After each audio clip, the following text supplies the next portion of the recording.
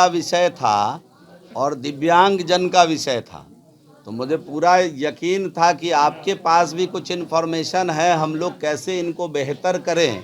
मुझे पूरा यकीन था कि आज आप भी उसी दिशा में रहेंगे, लेकिन आप यहाँ खेल और दिव्यांग खिलाड़ी के बीच से एक दिव्यांग पॉलिटिशियन के पास पहुँच गए।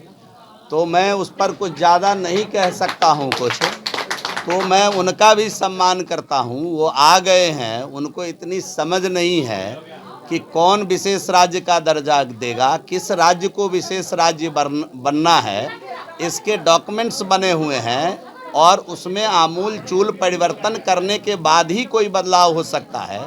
और मैं बड़ा विनम्रतापूर्वक आपको कहना चाहता हूँ कि एक बार उनसे पूछिएगा कि एनडीए की सरकार जब केंद्र में थी, जब केंद्र की सरकार ही दे सकती है, तो एनडीए की सरकार जब केंद्र में थी ये यूपीए की सरकार जब केंद्र में थी और उस समय उनके पिताश्री उसमें रेल मंत्री संभाल रहे थे और 10 वर्षों तक ताकतवर लोग के रूप में, नेता के रूप में यूपीए के शागिर्द बने हुए थे, तो उस समय बिहार को विशेष राज्य के दर्जे की आवश्यकता नहीं थी क्या?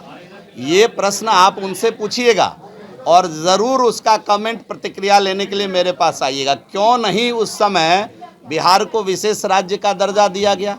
क्या बिहार उस समय विकसित राज्य था क्या? क्या बिहार उस समय विशेष राज्य था क्या? क्या उस समय के बिहार को विशेष राज्य की ज़रूरत नहीं थी क्या? क्या उस समय के बिहार को विकास की ज़रूरत नहीं थी क्या?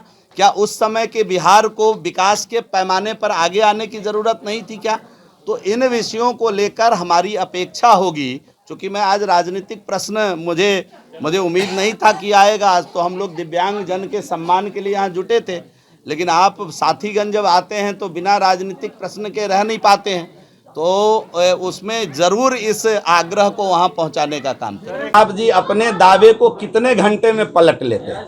उनसे बड़ा पलटू राम तो कोई है नहीं बिहार में। वो अभी बोलेंगे, शाम को पलट जाएंगे। 3 बार वो पार्टी बनाने के लिए निकल चुके हैं, 3 बार वो जगता बाबू को पार्टी से निकालने के लिए निकल चुके हैं। सुबह को आह्वान करते हैं, शाम को पलट जाते हैं। तो उन्होंने क्या बोला है इस पर बहुत ज़्यादा नोटिस लेने की आवश्यकता नहीं है। इसको थोड़ा सा